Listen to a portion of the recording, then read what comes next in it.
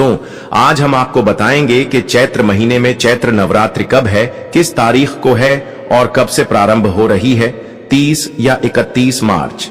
और हम इस वीडियो में हम यह भी जानेंगे कि नवरात्रि का पूजन हमें किस करना है, किन महिलाओं को नवरात्रि का व्रत रखना है, किन महिलाओं को नहीं रखना है, व्रत के नियम क्या है, पूजा के नियम क्या है।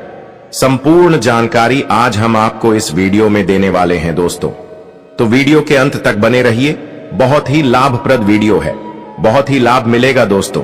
जय माता दी। आज के इस वीडियो में हम बात करेंगे कि चैत्र नवरात्रि कब से आरंभ हो रही है और नवमी कब रहेगी, रामनवमी कब मनाई जाएगी, किसी दिन चरण नवरात्रि समाप्त होगी, चैत्र नवरात्रि पूरी होते हैं, माता की चौकी की स्थापना करते हैं, कलश स्थापना करते हैं, अखंड ज्योत जलाते हैं। वह सब कार्य किस दिन करना है, किस समय करना है, शुभ मुहूर्त क्या रहेगा और क्या रहेगी, विधि, यह संपूर्ण जानकारी आपको इस वीडियो के माध्यम से प्रदान करेंगे।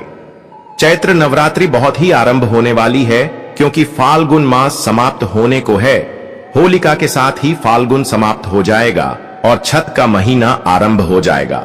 महत्वपूर्ण है क्योंकि हम आप सभी जानते हैं कि हिंदू कैलेंडर जो है वह आरंभ होता है, नया संवत के अनुसार निर्धारित होता है कि नए संवत जो है वह हमारे लिए कैसा। नवरात्रि बहुत अधिक महत्वपूर्ण होती है। इन नवरात्रि में माता के 9 रूपों का पूजन किया जाता है, 9 दिन तक आराधना की जाती है। कुछ लोग पूरे 9 दिन के व्रत रखते हैं, कुछ भक्तजन पहले और अंतिम व्रत रखते हैं, कोई जोड़ा रखते हैं। सभी की अपनी अपनी मान्यताएं हैं। 9 दिन होते हैं, यह बहुत महत्वपूर्ण होते हैं। इन 9 दिनों में जो माता के 9 रूपों की पूजा करता है, माता रानी के सभी दुखों को हर लेती है, उसके जीवन के सारे संकट नष्ट हो जाते हैं और माता के आशीर्वाद से उसके सभी जानकारी आरंभ करते हैं। आने वाली चैत्र नवरात्रि से संबंधित कि कब है चैत्र नवरात्रि और पूजा, विधि, घट स्थापना आदि आपको कब कैसे। निवेदन है कि यदि वीडियो थोड़ा सा भी अच्छा लगे, उपयोगी लगे, उसे एक बार लाइक अवश्य कर दीजिएगा। आपका एक लाइक हमारे लिए बहुत महत्वपूर्ण होता है।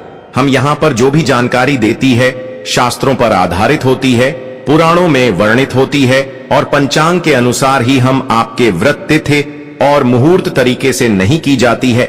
सही जानकारी प्राप्त करने के लिए चैनल के साथ जुड़े रहे। नए हैं तो उसे सब्सक्राइब कर लीजिए।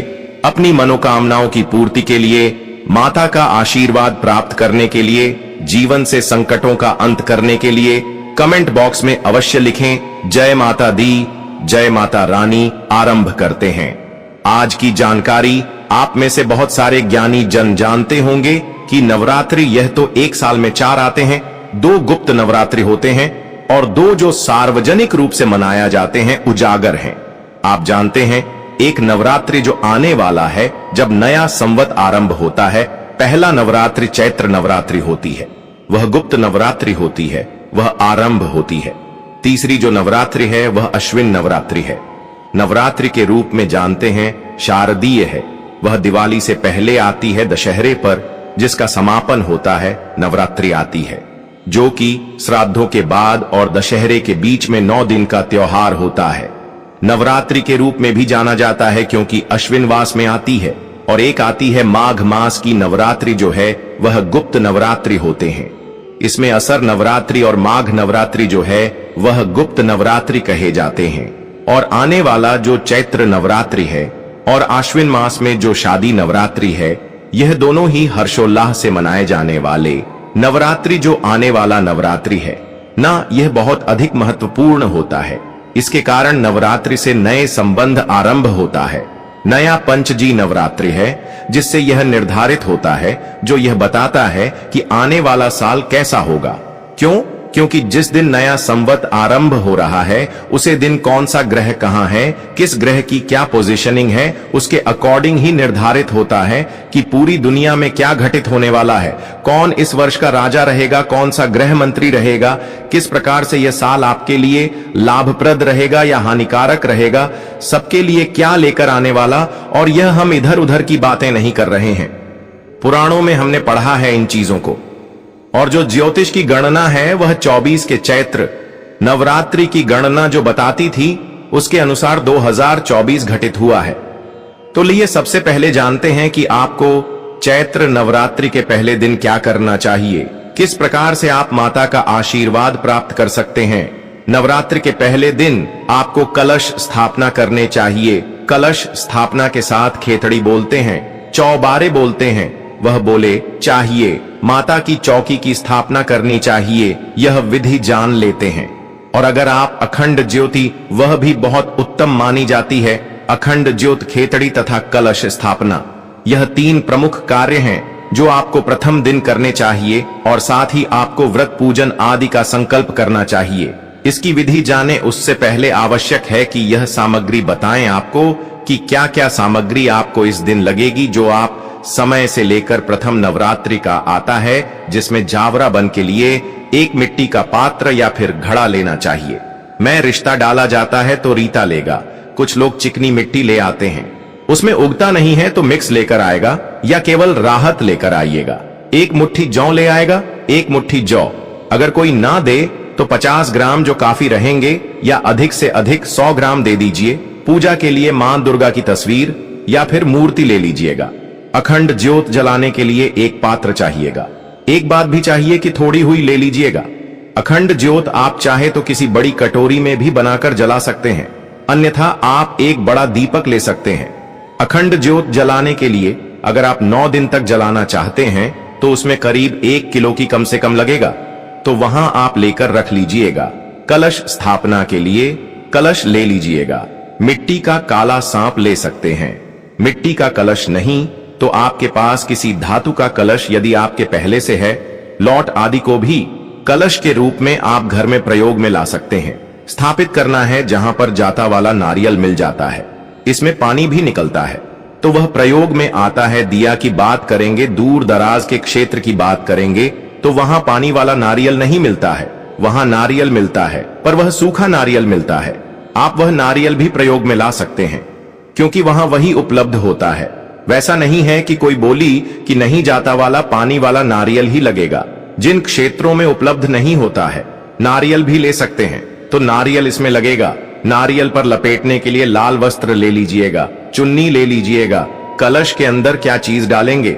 माता लक्ष्मी की सदा आपके घर में विद्वान रहती है, इसीलिए यह बहुत आवश्यक है। हल्दी की गांठ डाल दीजिएगा। चांदी का 1 सिक्का ले लीजिएगा या सामान्य सिक्का भी ला सकते हैं। जो प्रयोग में उसमें डालेंगे, अक्षय तुंगी सुपारी उसके अंदर डाली जाएगी और थोड़ी सी दूर्वा उसके अंदर डाली जाएगी। यह सामग्री है जो आपको कलश के अंदर डालने के लिए लेकर आएंगे। एक लकड़ी की चौकी अभी आपके पास हो तो बहुत स्थापित करेंगे। चौकी पर बचाने के लिए आपको एक बूस्ट जरूर ले लेना है। आप चाहे तो पीले रंग का ले सकते हैं, लाल रंग का ले सकते हैं। इसके अलावा आप और कोई रंग ना ले तो अच्छा रहेगा। माता के श्रृंगार की सामग्री आपको अवश्य लानी है। माता के श्रृंगार में सुंदरी लेना है, चूड़ियां ला सकते हैं, लिपस्टिक ला सकते हैं, बिंदी ला सकते हैं। कुमकुम रोली आई तो आपको चाहिए यह सामान श्रृंगार के रूप में माता को अर्पित करेंगे, वह सब आएगा। पूजा के लिए आपको क्या चाहिए? पूजा के लिए रोली मौली, इलायची, धूप दीप भोग लगाने के लिए मिठाई भी ले सकते हैं, या फिर आपने जो भी भोग लगाया है आप उसे बुक को माता की पूजा में ले सकते हैं। और अधिक कुछ ना मिले तो और रतुफल ले लीजिएगा, ड्राई फ्रूट भी ले लीजिएगा। यह सामग्री है जो आपको प्रथम दिन जब आप पूजन आरंभ करेंगे तो आवश्यकता होगी, क्योंकि आप कलश स्थापना भी करेंगे। आप कल स्थापना के साथ माता की अखंड ज्योत जलाएंगे तो दीपक बाती ले लीजिएगा। पूजा के लिए बैठेंगे, 1 लोटा लीजिएगा, तांबे का या पीतल का। उसमें पहले गंगा जल डालिएगा, उसके बाद आप शुद्ध जल से उसको भर लीजिए। गए। अब हम पूजन की तरफ आगे बढ़ते हैं कि आपको कैसे पूजन करना है, कैसे स्थापना करनी है। सबसे पहले तो उसे स्थान का पवित्र कारण होता है जहां पूजन करेंगे। जो आप लाए हैं वह सब का शुद्धिकरण होता है, पवित्रीकरण होता है। तो आप पूर्व दिशा की ओर मुख करके बैठ जाए। सबसे पहले हम उसे स्थान का शुद्धिकरण करेंगे जहां पर हम चौकी की लगाएंगे माता की पूजा के लिए। उसके लिए आपको थोड़ा सा जल ले लेना है सामग्री पर, और आसपास जो भी स्थान है जहां पूजा करनी है उसे सब पर वह जल पुष्प से छिड़कना है और मित्रों का उच्चारण करना है। इस प्रकार हम उसे जगह का शुद्धिकरण कर लेंगे। प्रकार से आप सभी स्थान को पवित्र कर रहे हैं, शुद्ध कर रहे हैं। सामग्री को अपने शुद्ध कर लिया है। अब आप चौकी लगाइए, माता की चौकी पर सफेद या पीला वेस्ट बिछाइए। ये चौकी नहीं है तो जो भी उपयुक्त स्थान है जहां पर आप जो चलने वाले हैं, खिचड़ी होने वाले हैं या कल स्थापित करने वाले हैं, उन पर सबसे पहले माता की तस्वीर को हम स्थापित करेंगे। माता को विराजमान करेंगे। अक्षत लीजिए, माता को आसन के रूप में आकर दीजिए और वहां पर आप माता की तस्वीर या प्रतिमा जो भी आपके पास है वहां रख दीजिए, विराजमान कर दीजिए। जो आपने जवारे बने हैं उनको आपको 1 या 2 घंटे पहले पानी में भिगो देना है। उसके बाद उनको निकाल लेना है। जो पात्र है मिट्टी का उसको अच्छे से धो लीजिए, शुद्ध साफ कर लीजिए, उसमें रहता डालिए, रेत डाल के उसके ऊपर जो है वह डाल दीजिए। जो डालने के बाद एक छोटी सी हॉकी लेयर को नहा डाल दीजिए। माता के राइट साइड में आप इसको स्थापित कर दीजिए, राइट साइड में रख दीजिए। इसके ऊपर आप कलश रख सकते हैं। अगर आप चाहे तो इसके ऊपर कलश रख सकते हैं, आप चाहे तो कलश अलग से भी स्थापित कर सकते हैं। अगर आप अलग से कल से स्थापित करें तो कलश के नीचे पहले या तो चावल रखिए या गेहूं रखिए और उसके ऊपर आप कलश को विराजमान कीजिएगा।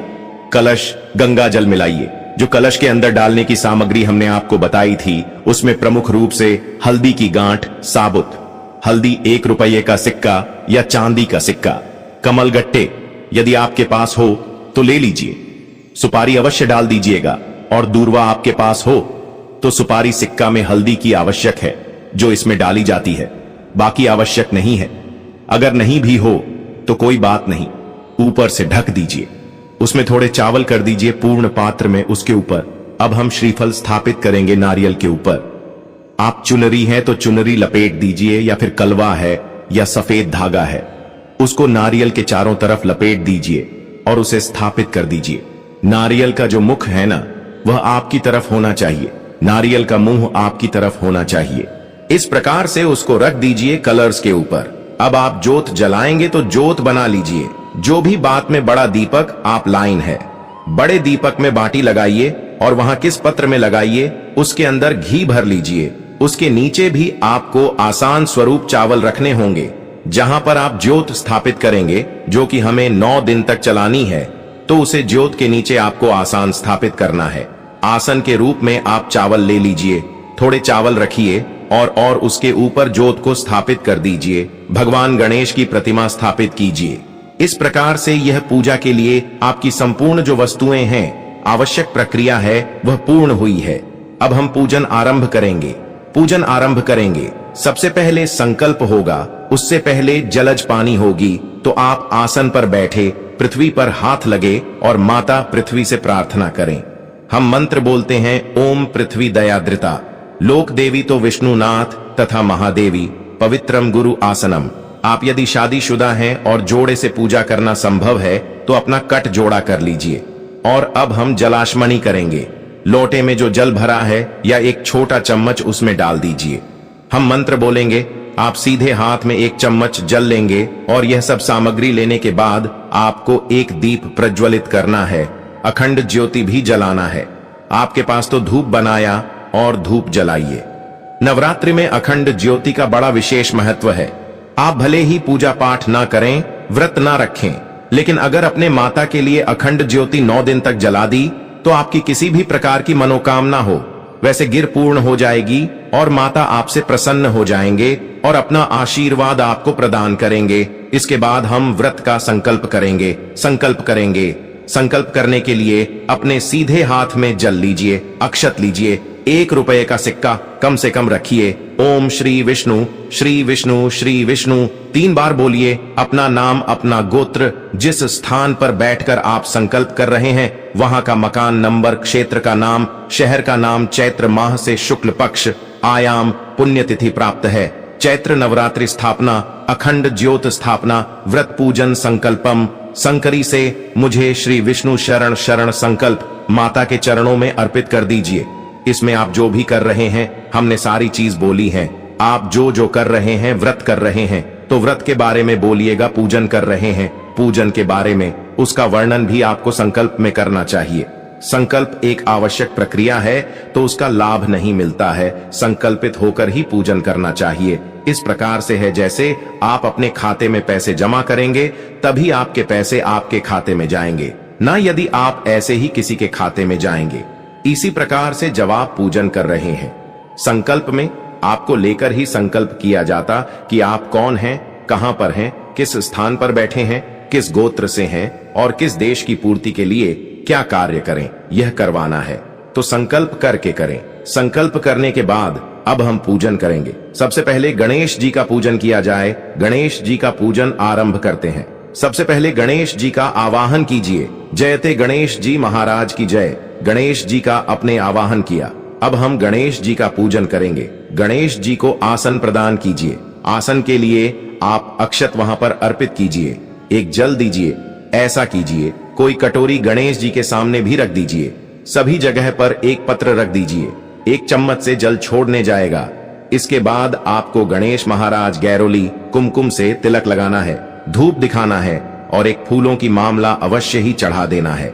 इसी के साथ साथ आपको गणेश जी को लड्डू का भोग लगाना है, क्योंकि गणेश जी को लड्डू बहुत ही अत्यंत प्रिय हैं। इस प्रकार आप गणेश जी गजानन महाराज की पूजा कर लेंगे। इसके बाद आपको माता का पूजन करना है, माता का पाठ करना है। पूर्ण श्रद्धा भाव से महिलाएं नवरात्रि का व्रत रखती हैं। इसके अलावा पुरुष भी नवरात्रि का व्रत रख सकते हैं। नवरात्रि के व्रत में फलाहार कर सकते हैं। कुछ लोग होते हैं जो बिना फलाहार के ही व्रत रखते हैं, तो वह आप अपने हिसाब से रख सकते हैं। व्रत में आपको किसी भी प्रकार के तानसेन पूजा का प्रयोग नहीं करना है। आपको व्रत में हमेशा ब्रह्मचर्य का ही पालन करना है। किसी गरीब को सताना नहीं है और हो सके जितना हो सके दान करना है। दान का नवरात्रि के दिनों में बड़ा विशेष ही महत्व है, इसलिए इस दिन हमें दान करना है।